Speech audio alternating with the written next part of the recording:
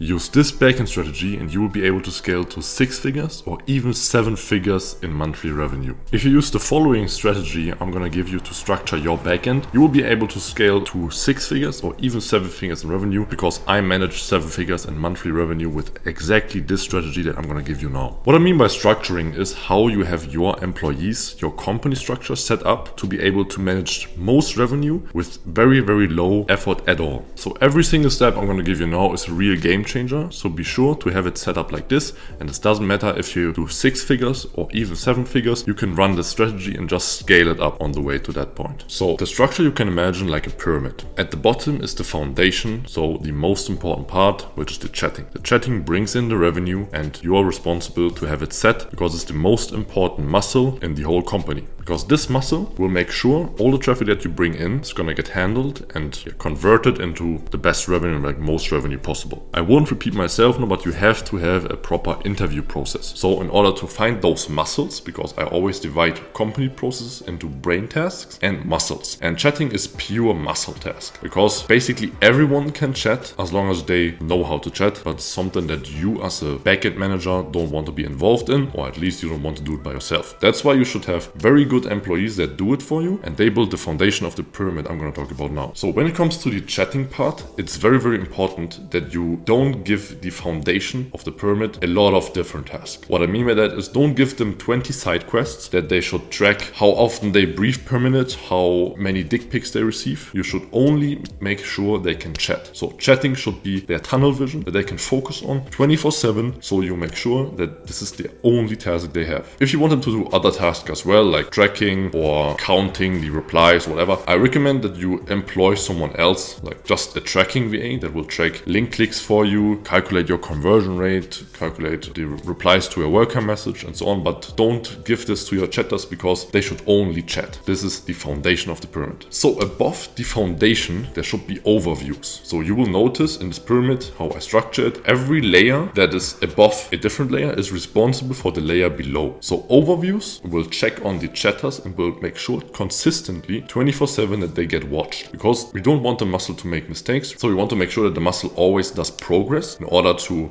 get better and better to increase your chatting ratio. So, and this is the task of the overviews. Overviews don't do anything else, just tunnel vision on their task. They don't do anything else except taking screenshots, making sure that the chatters that are currently chatting on the account are in Discord, screen sharing, and they watch them the whole time. As soon as they notice a technical issue, let's say, I don't know, chatter has problem XYZ, cannot chat anymore, so the overview will jump in and make sure that those minutes or hours get covered, because especially at the level I am at right now, those minutes or hours mean a lot of revenue. So you don't want this to happen. That's why you should coach your overview VAs or overview employees in general. You should coach them that they can only watch people. They will notice every single mistake and will report it to the layer above, which I'm gonna get to now. Above the overview VAs, so almost at the top of the pyramid, is a supervisor. A supervisor is in charge of the quality. It is still kind of a muscle, because all it does is to provide the feedback that comes from the overviews, or better to say the screenshots of the overviews. It provides them to the chatters, so to the foundation, to make sure they improve, because the overviews will not do the communication. They're also just a muscle, and the supervisor will make sure that they receive the feedback and then make sure that they actually use the feedback in their day-to-day work. And I can tell you, this is a real cheat code, because if you have 3 different kind of employees, as I talked about now, and only give them one task, they will be a professional in their task. So they will master this task and don't have like 20 different tasks where they're all average in. You want experts in one certain area of business, and